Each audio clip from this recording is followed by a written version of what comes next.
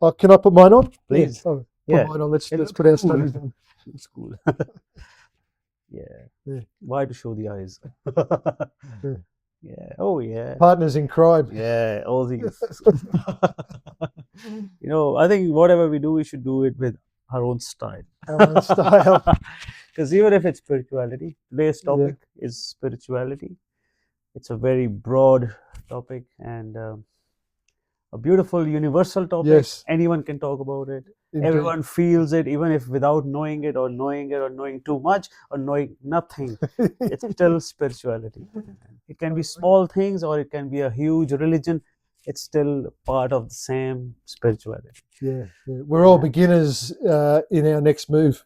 Exactly. And by the way, this is my friend Stephen, my very good friend, Australian friend. I think one of the longest friendships I've shared with an Australian from the time I don't even remember.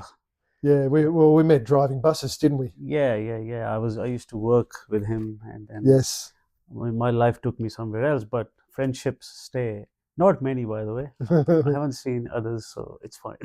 Yeah. No, I'm fortunate that we're still good friends. That's Yeah, great. and it's because of our topic today, spirituality. I think that's what our friendship is about. Oh, yes. Yes. It's not the everyday things or what we do in our life or what are we doing as a job or everything else, but it's more because of what are we seeking from inside us that makes us friends, because maybe we all are seeking very similar thing. Some call it God, some call it true self, some call it super consciousness or whatever. Like the words, the nouns are different, but Yeah, I think the journeys are very similar. I think so. Humans, we're all humans. Yeah, we all breathe the same air. We all walk on the same planet. We share the same universe. Why would we all be separate?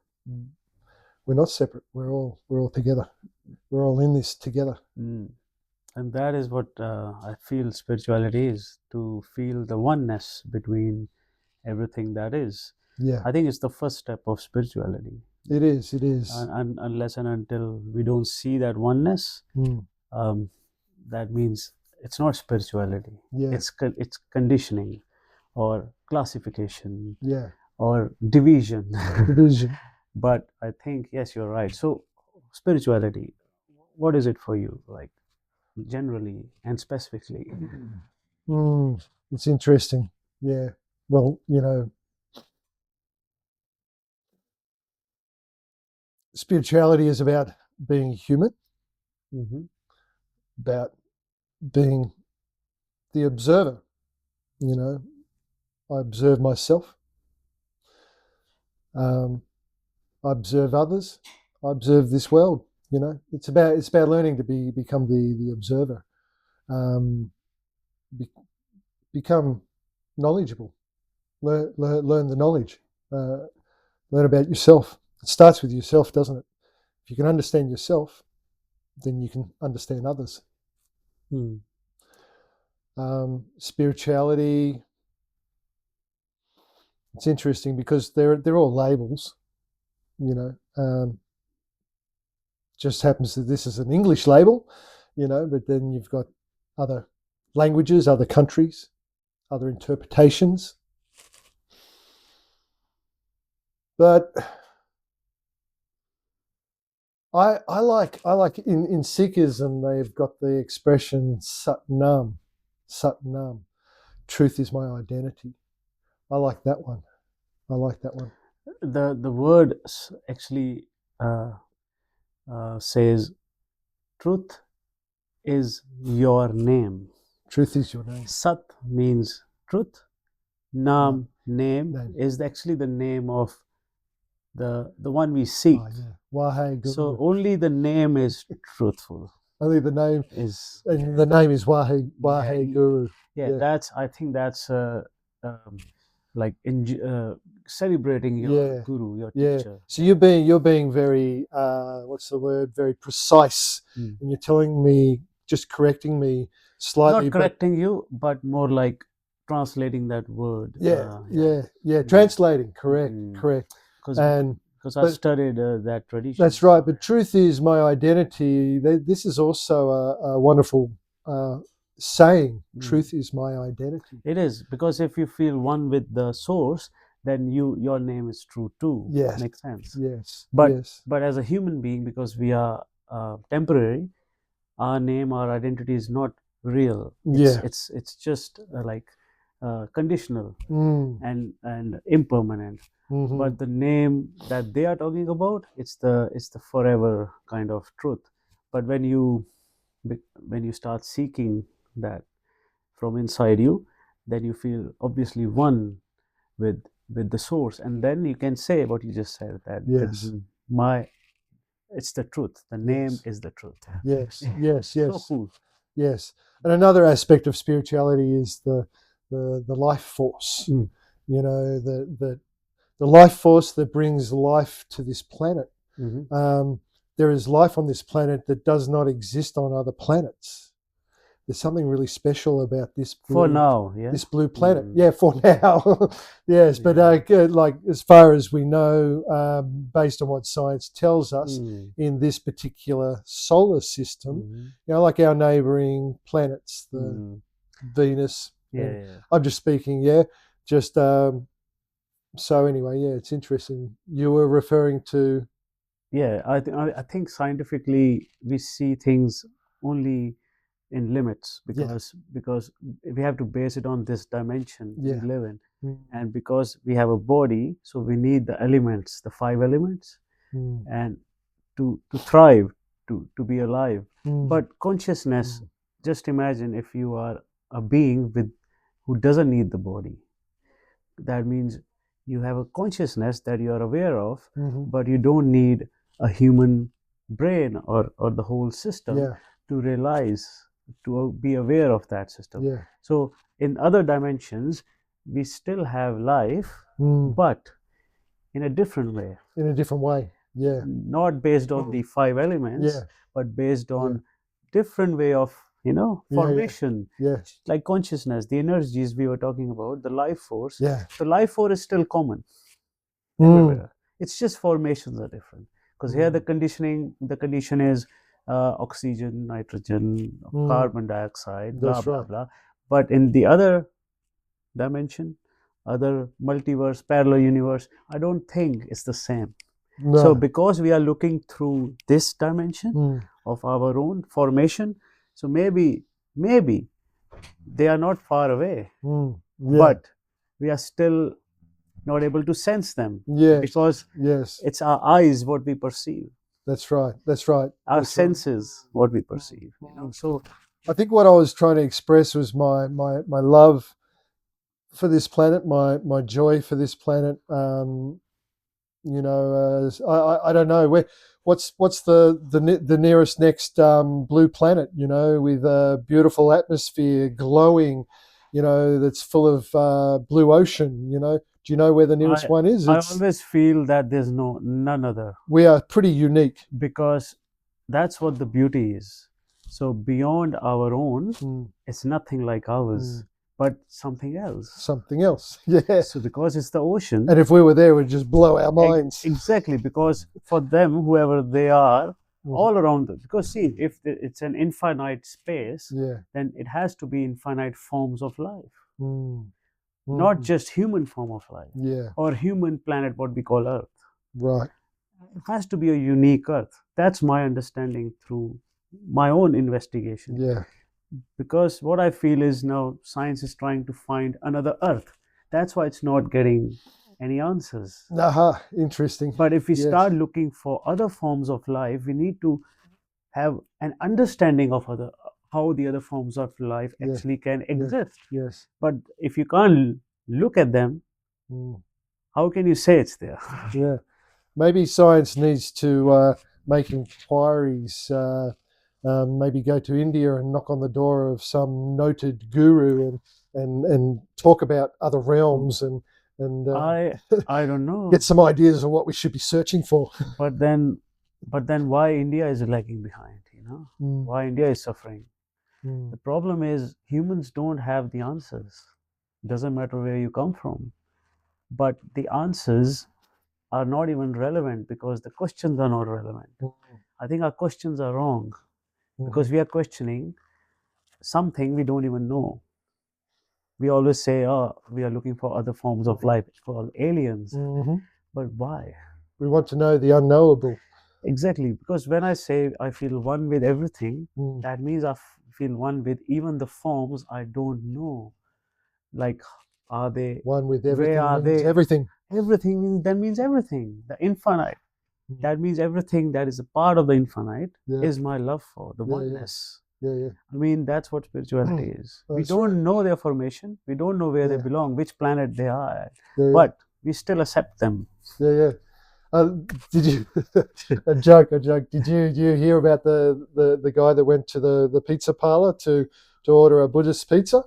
What is Do you know that one? No. Yeah, he went to the pizza shop to order a Buddhist pizza. Yeah. He said, "Can I order one with everything?" Yeah. Yeah. Well, that's again the terrestrial one, not the extraterrestrial. It doesn't have aliens on it, but it does have all kinds of meat. We call it meat lovers, by the way. Yeah, meat lovers. We call it the meat lovers in Australia. Yeah. It has everything: bacon, beef, one with chicken, everything, and you pray for and the the poor. barbecue sauce. You pray for the poor pork and the Yeah. poor animals, the poor souls. I think, world is now transforming from eating meat to all different forms of food sources. Yes, it's okay at the level of animal, cruelty. I think it's a good move because the way they are killed, the way they are bred, it's a bit too harsh. That's what I feel because it is very harsh. I was an apprentice butcher for 6 months of my life. Yeah. And it's the things that I could tell you, it would make you vegetarian. I know. I mean, I've seen a lot of things and in my life. Yeah. But I still eat meat. The cruelty. I still eat meat because what I feel is I'm not gonna say this in a wrong way. Don't take me wrong, but energy is energy. Yeah. Yes, if we have eaten meat forever, I think it's good to keep on eating meat. If your consciousness is not making you feel guilty, because at the end of the day, why we stop doing something is because something inside you tells you that, sorry, this is not right. Like harming others. We use the word harm. Yeah. Now, I feel that, yes, all the human ways are harming all the species now. Yeah. Every species is getting harmed right now, including human beings. We are harming each other at the utmost level. Yeah. We still are having wars. We still are fighting. Yeah. Dropping bombs at each other. Taking away the whole desire slavery, of life in a second. Slavery. Yeah, we still have racism. We still have everything.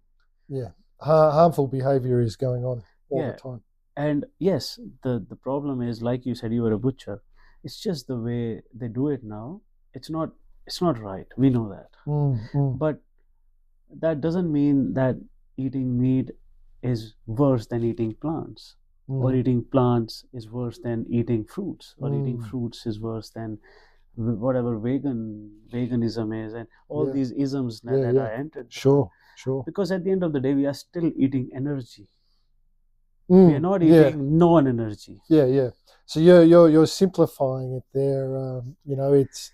I think there's other aspects to take into account. Of course, you do you, and I'll do me, and they'll do they. Everyone has a choice. Yeah. So I think from a purification perspective, some people are on a path of purification, so they're practicing yoga, meditation, and it's important that they eat a vegetarian diet because the hormones from the animals, and maybe the animal was killed and with a lot of distress and anxiety and a lot of stress, and so that can be passed on to the person eating the animal. There are aspects of that. And so if you're trying to purify your mind and purify your body,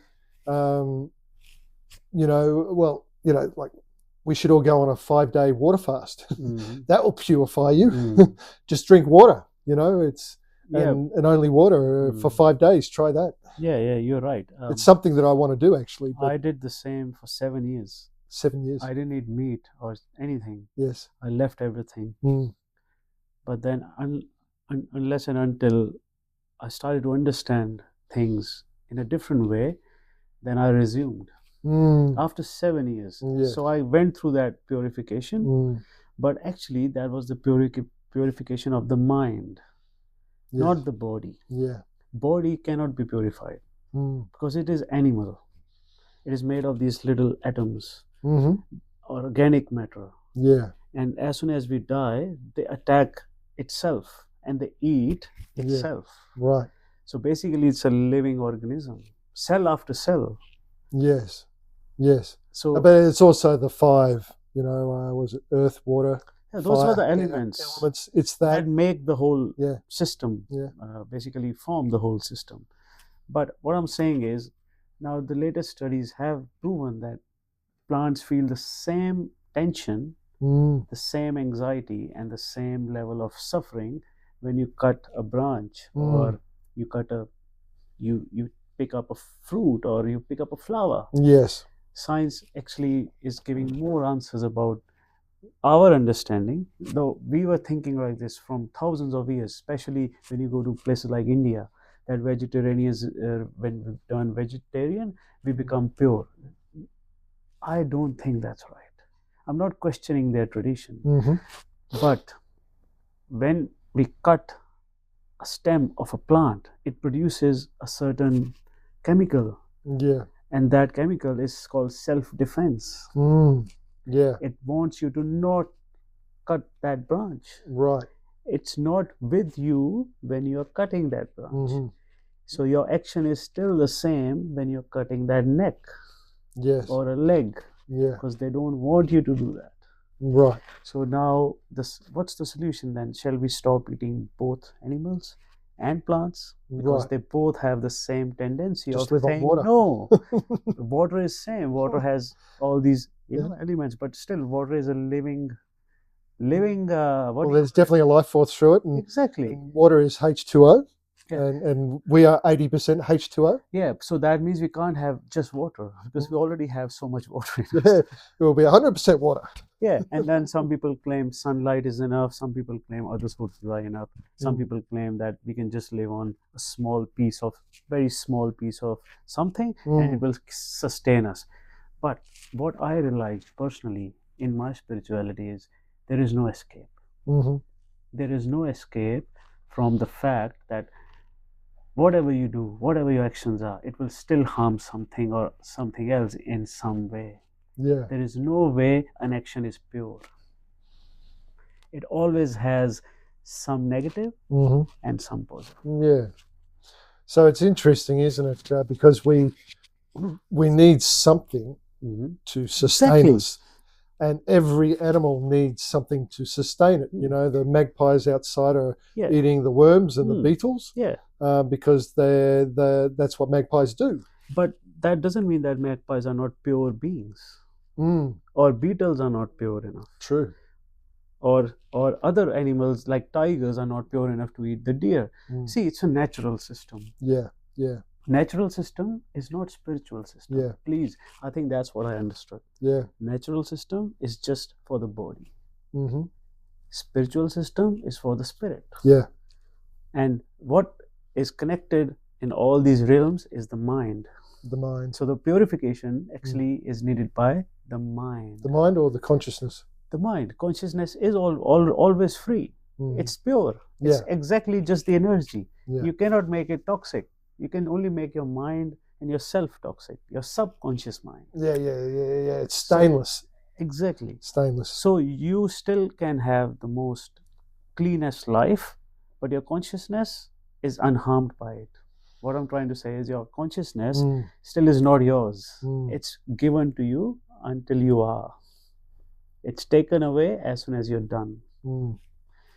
Same goes with every other formation. Doesn't matter how cruel you seem that formation is, the consciousness will still leave. when they are done. Mm. So we think that souls are good and bad, right? It's not the soul, it's the energies. Mm. It's what we transmit from ourselves. Like we have this bulb transmitting yellow, and this one is transmitting blue or white, whatever. That's the only difference. Mm. But they still are lights. Yeah. Yeah. Even the sun has different transmissions coming. UV is the one that Some harms we can us. see, some we can't see. Exactly. The different spectrums. So we cannot perfect our life, by the way. There's no choice that can make us perfect.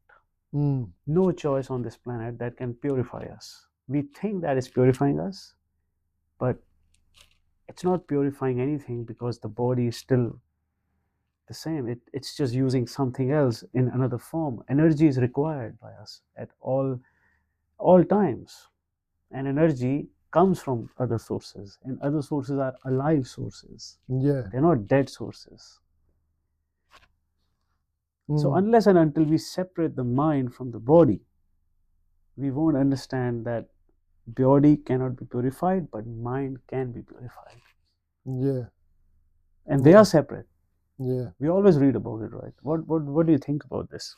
Well, you know, the body can take on toxins, and then you can purify yourself from the toxins. Mhm. Yeah. And of course, illness, Mhm. sickness, Mhm. common cold. Mm. The body's got self-defense mechanisms, Mhm. and so you overcome the cold. Yeah. That's purifying That's more like immunity system. immunity system. But that's from being unwell to being well. Mm.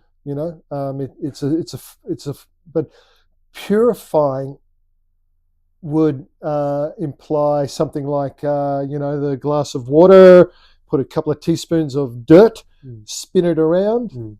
It's dirty water. Mhm. But if you let it sit there long enough, it will all drop to the bottom and you'll end up with clear water. So it has now gone through a period of purification. Mhm. And I think, it's beneficial to, purify oneself by eating good, wholesome food, drinking good, clean water, and practicing meditation to clear the mind of ill thoughts.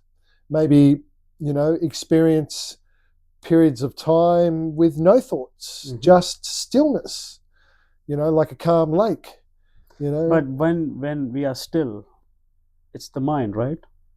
Because bodies are never still. Bodies. No, well, this is right. The cell formation is happening until you are alive. This is true. So it can never be still, because the still body is dead body. And you can feel the heart. The still body is a dead body. Yeah. Stillness means that, right? Yeah, yeah. When it stops to function, then stillness is coming. Yeah. And so what you just something just popped in my head, and I've got to say it.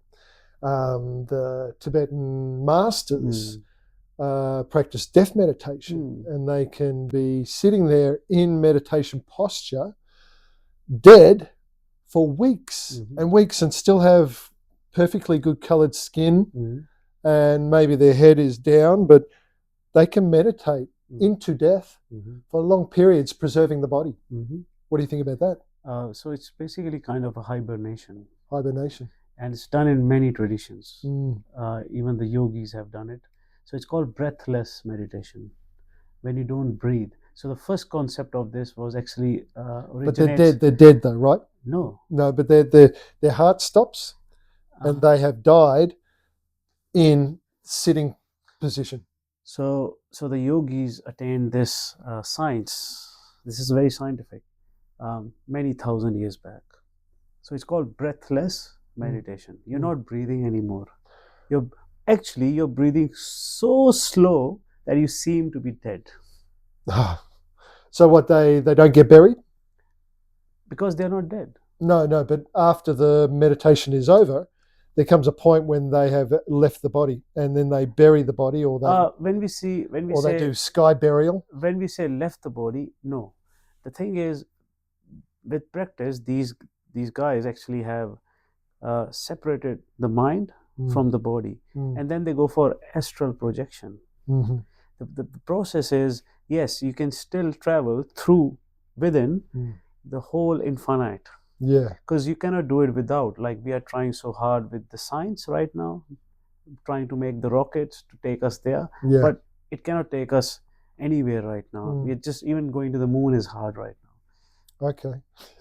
Makes sense. But the internal journey, the Yeah. internal traveling, is like the speed of thought. You can travel, Speed of light. but without the body. Without the body. Body has limits, not the consciousness. That's right. Yeah, I So- believe this. So- I believe this. I know it as death meditation. So consciously you can travel, Mm. but with body you cannot travel. So they are removing that barrier for some time. Yeah. But sometimes what happens is when they are returning, Yeah. the point Yeah. from where they left, it seemed missing. Yes, They have left for too long. Yes. So I want to tell you this story. Yes, I'm with you. This is a true story about a Lama that I know, and he was doing his 3-month, 3-week retreat. So 3 years. It's called 3-3-3. So 3 years, 3 months, 3 weeks, and 3 days. Exactly. Yeah. And he was doing this, in, I think it was Nepal, and he was in a very basic, what would you call it? Basic residence, and he was like, they were locked in their room, and they were unlocked at times. And I remember him telling me the story that they were in their rooms reading, meditating, and the heat was relentless as it is in India, Nepal. In the 40s, the low 40s, mid 40s, really disgusting weather. And he's reading his material or meditating, and then he could hear the sound of a thud, and the monk next door to him had fallen to the ground, collapsed. Oh. And they all ran into his room, and this monk had collapsed in the heat, dehydration, heat stroke. And they whispered in his ear, remember your guru. And he jumped up like this, legs crossed, into meditation. And he died in that position. In that moment, okay. He died in that moment. Basically passed away. So, but he jumped up into meditation pose, because that's what all these Tibetan lamas do. That's how they wish to die, is in meditation mode. And then they will be left in that posture for how many days or weeks until someone officially says he has left the body. And then they'll pack the body up, sky burial or whatever it is. I don't think they do that in Nepal, do they? Tibet, yes. Tibet. But yes, so it was an amazing, I thought that was, I find this area of subject very fascinating. Yeah. And I just wanted to say one other note. What's his name? Lama. I'll think of his name. But there was this very famous high Lama, just recently passed away last year or two. And when he passed away, he also was in the sitting meditation posture mode, and something like 7 days had passed, and then there were all these auspicious signs, rainbows and strange phenomena in the sky, which goes into the realm of astro travel, lights and rainbows and unusual sightings in the sky. Yeah, you've heard of this, yeah? Yeah. Well, yeah. So you are influenced a lot by Buddhism, right? Yeah. Well, I have studied, influenced. I've studied and read books. There's the Theravadan and the Mahayana, and then there's the Vajrayana.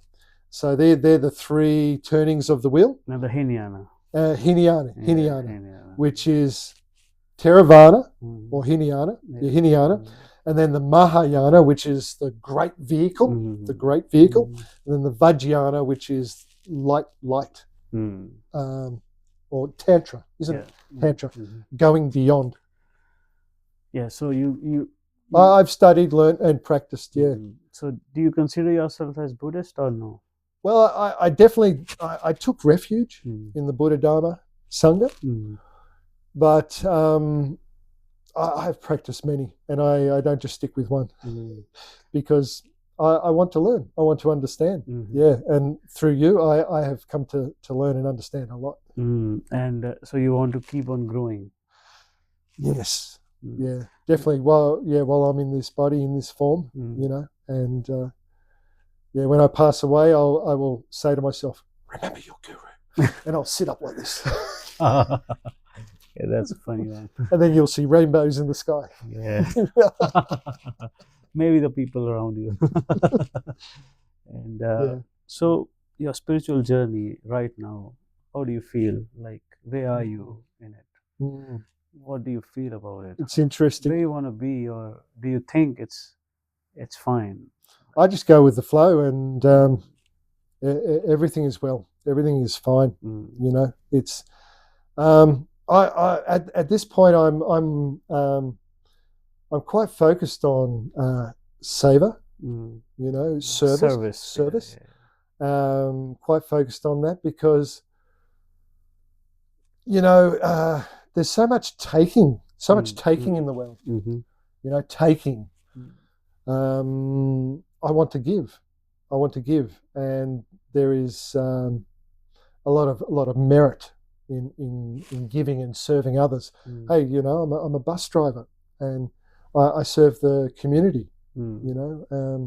So I really believe in serving and helping others. Definitely, that's sort of where I'm at the moment, and I'm trying to, and I will do this. I'm trying to get a morning practice happening, sadhana, every day, on time, regular sadhana practice every day, 7 days a week. But it's very challenging when you're living in a modern lifestyle. Starting work, I start work at 6 a.m. So I'm up at 4:30.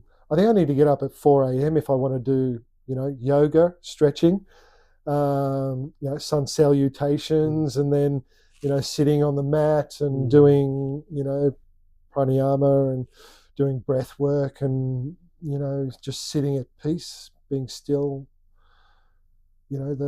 Whatever, everyone's got a different morning practice. That's a sort of glimpse of traditions. A glimpse of mine. Yeah, we have our own traditions. Yes. In the morning, and yes, we need them to run through this system. Yes. System. Dude, can I tell you about my latest practice that I've been practicing for the last year and a half?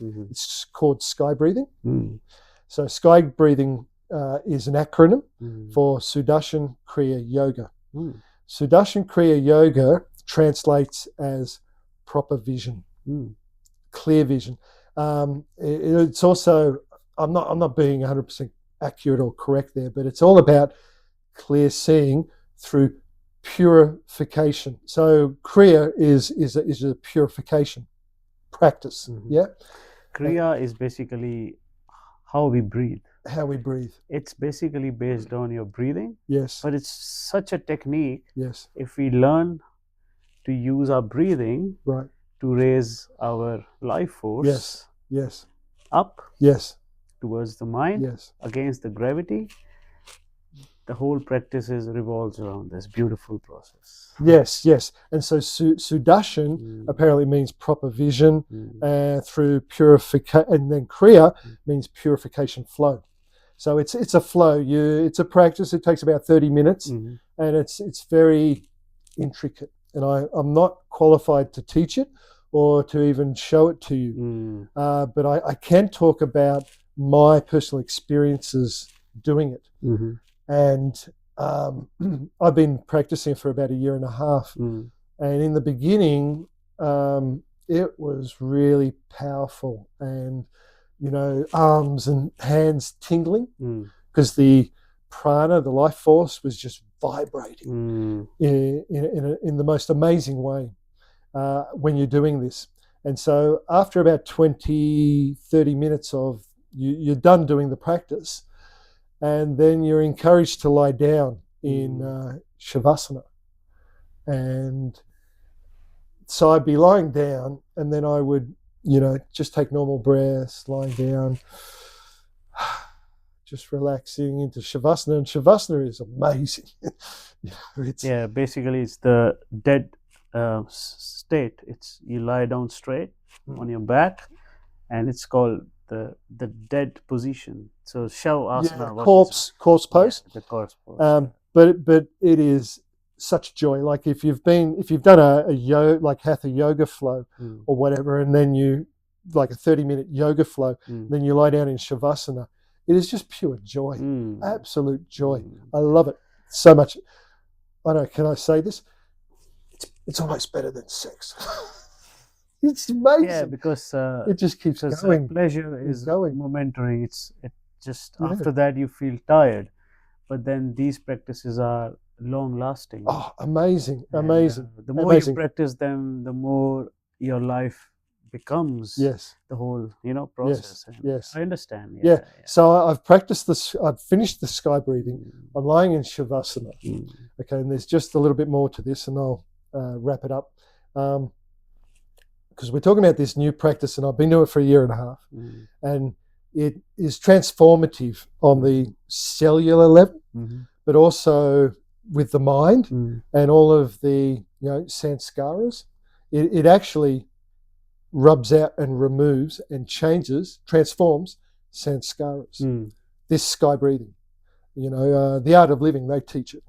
So you're lying there, Shavasana, and then I might do a bit of body scanning, and I might, scan my right side, foot, leg, ankle, hip, so on and so forth.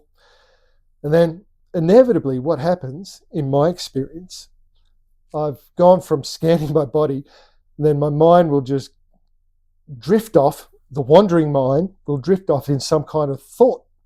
Actually, dreams. I start dreaming. I'm lying in Shavasana, and I was body scanning, and suddenly I'm dreaming.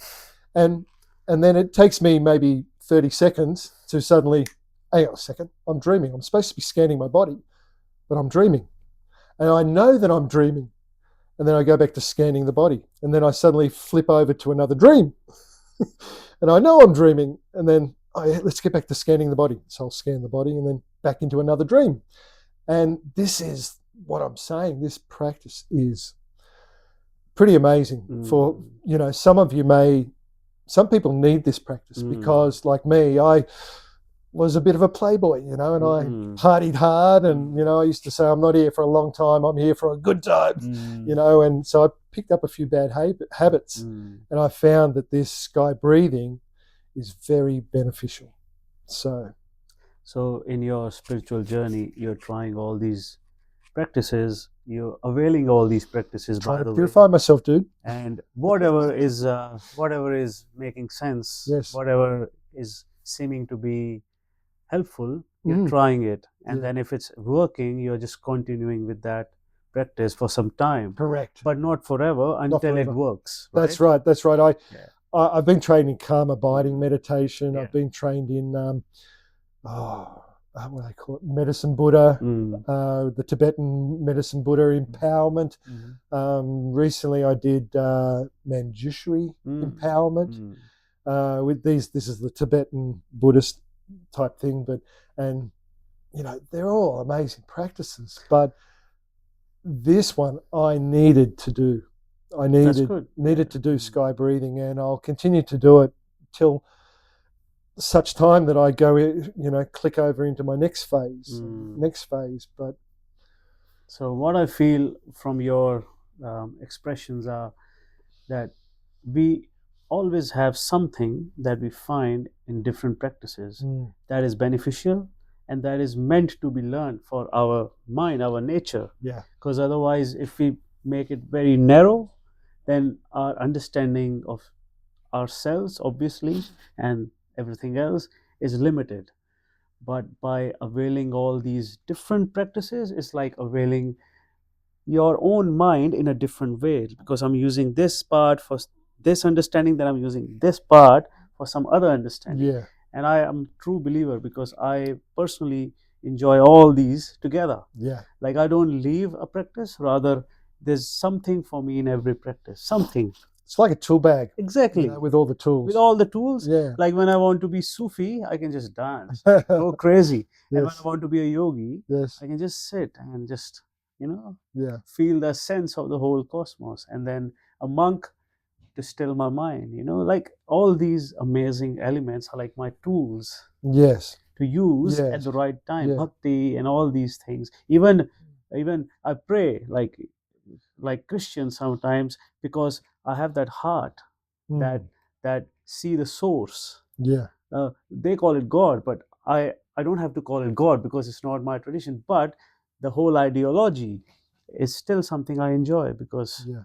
I can do the same while I'm sitting in the church, Yeah. while I'm sitting in a mosque, while I'm sitting in a Buddhist temple or a Mm. Hindu temple, or right now I'm sitting here in Yes. home. Yes. Because at the end of the day, I think it's inwards. The whole practice is inwards. Yeah. But once we do it inwards, Mm. outward is easy. You can Yeah. be anywhere, anytime, Yeah. enjoy. Yeah. Yeah. That's right. That's right. Yeah. Well, they say the highest teachings are wordless. Yeah. And how do you get there? Through meditation, through awakening the awakened mind. And all these were tools, by the way. Mm. But our self is beyond the tools. Yes. That's the beauty. Beyond. It's Go to keep beyond. ourself connected to us, Yeah. true self connected to this self. These tools are used. Yes. But that means they are just tools. Yes. Let's not get stuck in the Yeah. tools. Yeah. I have a good hammer. Okay. It's still not you. It's Yeah. just a hammer. Yeah. Eventually, you got to lay your tools down. You still need to let go of the Yeah. tools. Exactly. When the castle is built, it's time to lay down the tools. Because then you realize there's no castle. Yeah. And there's no you. There's nothing. Union with the Emptiness. king. Union with the king, yeah. Yes. And there's no king and there's no servant. True. It's all wordless. It's all self-created, Yeah. like Yeah. we say. True. And use all these tools, like Steve, like me, enjoy everything. Yeah. And I think that promotes harmony, because when we, as a spiritual beings, not as an identity, go and sit with people who follow a tradition, Yeah. it promotes harmony. I can sit anywhere. I can sit with my Muslim brothers, my Christian brothers, my Hindu, Buddhist, all kind of people. Yes. But I still am not identified as them, but we are human beings. That's what the identity is. Yes. And beyond that, I'm sitting with my dog, right? They are not a human being, but still there's a harmony, there's oneness. Yes. So oneness is like a universal thing. Yeah, true. I have a saying, maybe not everyone would agree with it, but it sits well with me. All gods are my God. Yeah. All cultures are my culture. All people are my people. Yeah. I just accept I it all. believe in the same. I accept it all. Because- Truth is my identity. Because that means it all belongs to us. Yes. Not me, not you, that's right. not him. It all belongs to all of us. Yes. But if we practice it in the right way, Mm. those tools become our absolute best friends. Yeah. And if we use it in the wrong way, they become absolute worst friends of us and everything else. Yeah. That's it. That's right. There's no them. It's just us. It's us. There's only us. There's no difference. Even people who are not doing harmonizing acts still are us. Yeah. And just because you don't agree with it, Agreement there is, may be parts and elements that we don't agree Yeah. with. We're not comfortable with. I'm all about accepting the uncomfortable, but I accept it all of it. Yeah, in I understanding, hold it all. In understanding, we can reject some thoughts, but we cannot reject the person, Yeah. because Yeah. they, from their angle, might be doing something right Yeah. for themselves. Yeah. But I want to clarify, when I say hold, doesn't mean that so I don't know. I don't want to say anything specific, but there are some religions out there, some beliefs and practices that just ain't right. But that doesn't mean that But again, when I say hold, that for doesn't, you, for me. because see, we are not the judge. Yeah. I just want to correct, not the judge. Mm. I just want to say, when I say hold, I Mm. just mean I accept everybody. Same. I don't reject one or another, and judge. Mm. Yeah. we're not the judges. Yes, because I know what you mean. There's some principles that seem to be very wrong, but then for many people, they're not wrong principles. So I've understood that they're not harming me in any way. Yeah, It's yeah, just because I believe that this is right and this is Yeah, wrong. yeah. But once I go beyond the classification of right and wrong, Yeah. it's over.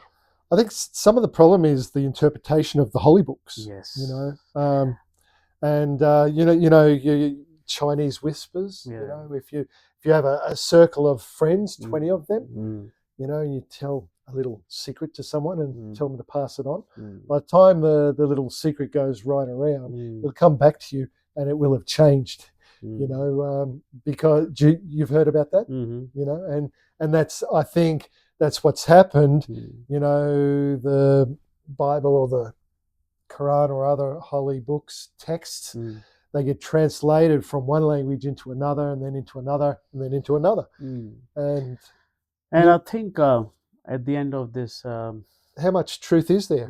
at the end of this podcast, I also want to add one more thing, that right now also humankinds are not together.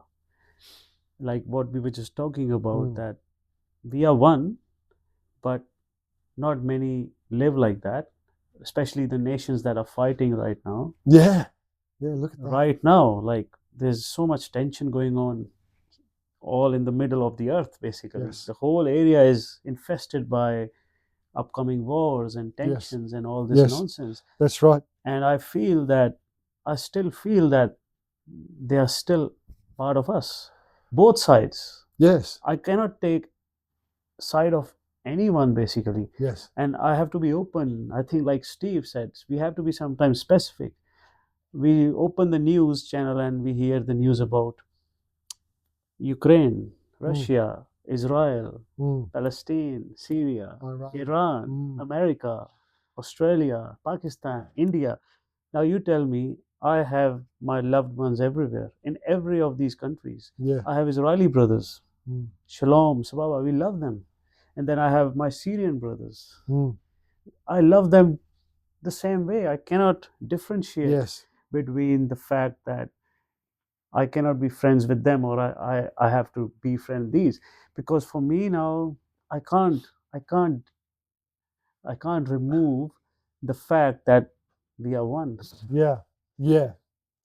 And I hope that they also feel the same one. That's right. That's That's right. the only solution, right? Yes. It's not the land, or it's not the origin, or it's not the religion. It's actually the realization of Yes. the conscious realization that we are one. Yeah. That will solve the problem. That's right. Well, so I want to take us, this conversation, into a different direction, but same sort of subject, exactly the same subject. So I've been really fortunate. My aunt, she has been studying the family history for the past almost 30 years. And so she has amassed all this information, amazing information. And just recently, like in the last year and a half, she has been sharing this information with me about my ancestry. And, you know, would you believe, I'm English, Jewish, German. Wow. Among other things, I've also probably got a bit of French, and I've heard that I've even got some Turkish in me as well. That's so cool. But primarily, that's where we meet in the last one. Primarily English, Jewish, German. Yeah. And so this is amazing. This part I'm about to tell you, I discovered that my from my father's side, let's see, my great grandfather migrated here to Australia from a place called Mecklenburg, which is now northeast Germany on the Baltic Sea. Mecklenburg. It was an independent nation. Northeast Germany. This was back in. So he was born in 1832, and he came here to Australia in 1850s, 1860s, and he married an English lady, and had 17 children. What the hell? 17 children. People were very productive then. Well, they didn't have TV back then, did they? They had a dairy farm, and so they were, you know, needing help on the dairy farm. And Too much help, mate. and so what's amazing is that I've got the names of all 17 on my phone, Oh shit! and I have a picture of all 17 of them That's on my your phone. grandfather's. So this is my great grandfather, Great. and Okay. all of his children, which are my great uncles and aunts, and one of them is my great grandfather. And I could tell you stories about each individual one that I have, and I've got their diaries, and so I know their thoughts, their feelings, their emotions, and so my great grandfather had 3 children. And then when the children were about 6 years old, he enlisted in the army and went to fight the First World War as an Australian soldier. He went to France to fight the Germans. Remember, his ancestry is German. So he's, he was an Aussie because English and German parents, born in Australia, a very patriotic Australian, and signed up and went to fight for king and country, but of German descent, fighting Germans. Anyway, he inhaled gas and died, sadly, and didn't make it back to Australia. So my grandfather grew up without a father. So I'm telling you all this because I've learnt so much about where I have come from and my ancestors and who they are. So I studied the First World War. And then I've got a great uncle who went to the South African War. And there's a sad story about him. And then I could tell you about another person and another person and another person. But I think the most important lesson that I've learnt from all of this is that we all have family trees. And so there's my father, and then there's my mother. And then they've got a father and a mother. So we've gone from 2 to 4 to 8 to 16 to 32, and I could just go on and on and on, and we could follow our own trees to the point where there is 1,000 on each side. 5,000, 10,000. Exactly. How far back do you want to go? Exactly. We are all related. We are all brothers. And then half of the world is covered like that, right? Yeah. I mean, half of the ancestry will be like from everywhere.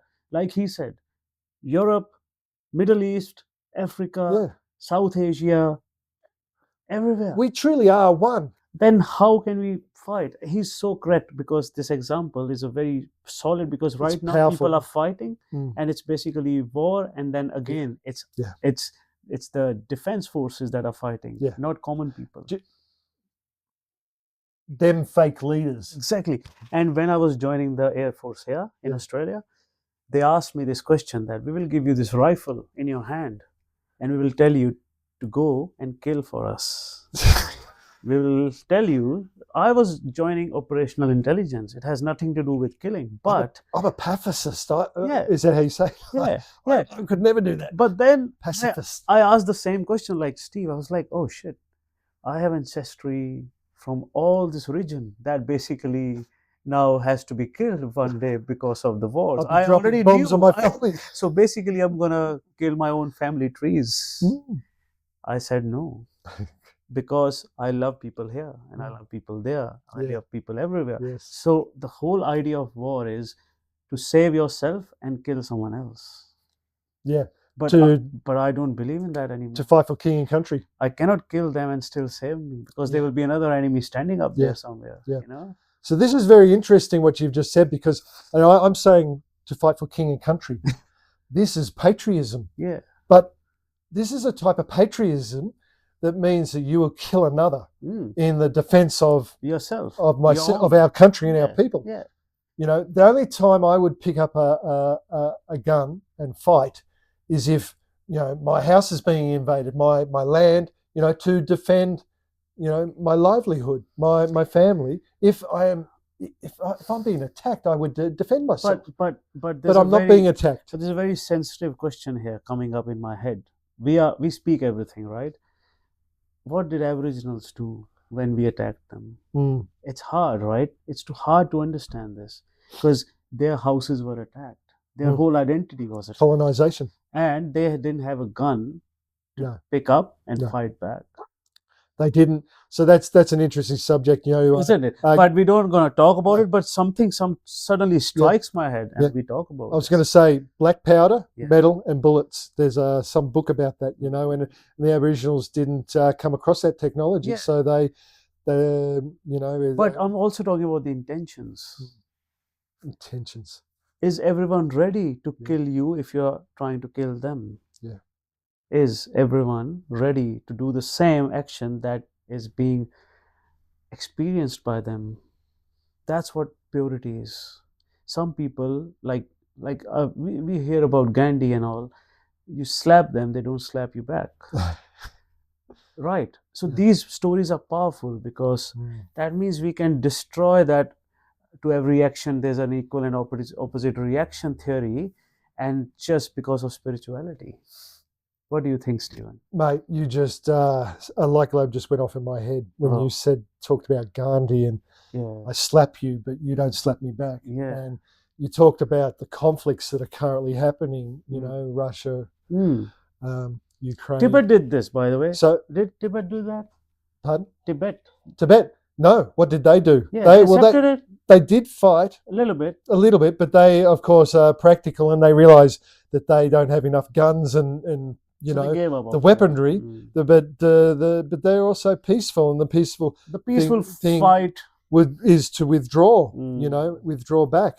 They did a peaceful fight after that, right? You know, and the Dalai Lama, you know, doesn't hold grudges. You know, malice. Because of his practice, right? Love your enemy. Because of his practice. Love your enemy. His spirituality, his practice. Yeah, his practice. Because when he says love for all the beings, yes, in all his prayers he says that. I've attended 3 prayers. I'm sitting in front of him, and he says, love to all the sentient beings. Sentient beings.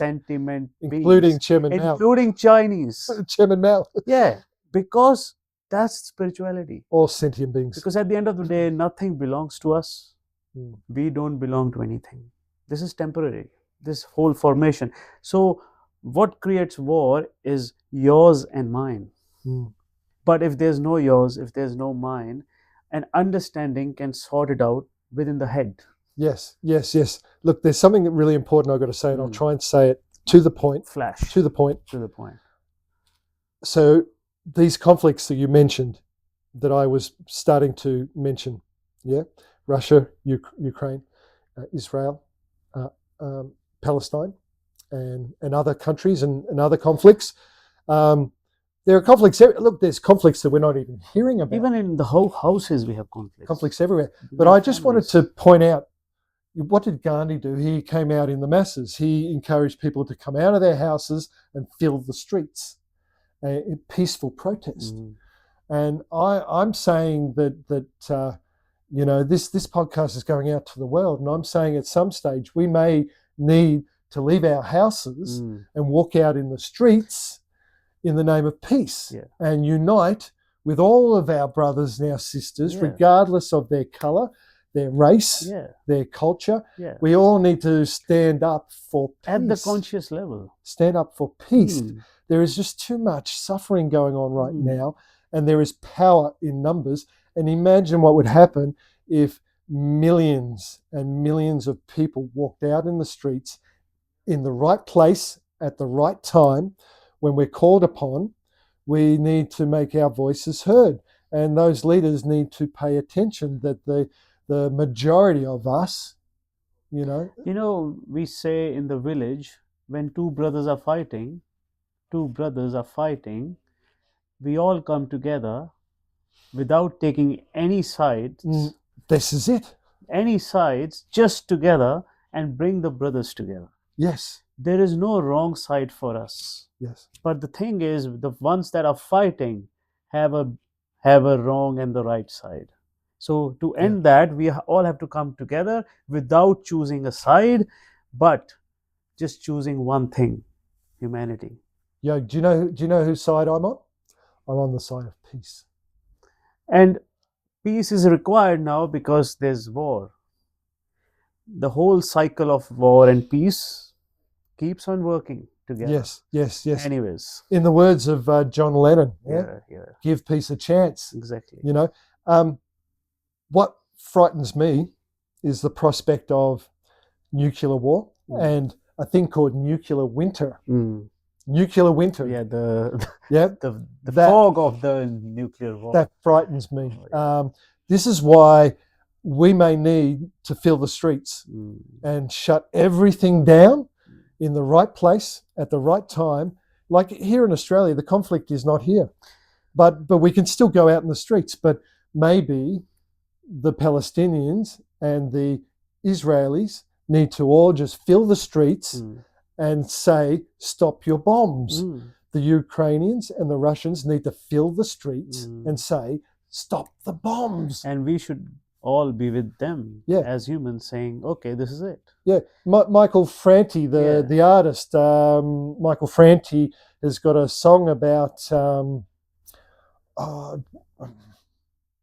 name of the song escapes me, but there is, you can't bomb the world into peace. You can't bomb the world into peace. That's it. Well, what's going on? They're dropping bombs. Anyways, yeah, I think peace is not going to come that way. We're going to wrap this up, but I think only spiritually we can sort this out, because it's the mental setup that we have. Until and unless we don't give up on our conditioning and our classification within ourselves, we will never feel one with everything. And that's why we see the world in two parts, good and bad, right and wrong. But there's nothing like that. It's just the world. It's just based on conditioning and cause and conditioning, right? This is duality. It's duality. And we're talking about becoming non-dual. Yeah, look at your coins you have in your own countries. They have two sides. How can you just accept one side? Tell me. There's always a heads and there's always a tail. Yes. And they both are opposites, perfect opposites. That's how the world is, basically. Yeah. But we are still one. Anyways, have a good one, Steve. Thank you very much. It's always good talking to you, mate. Thank you. Take care. Okay. Thanks for the opportunity. No worries.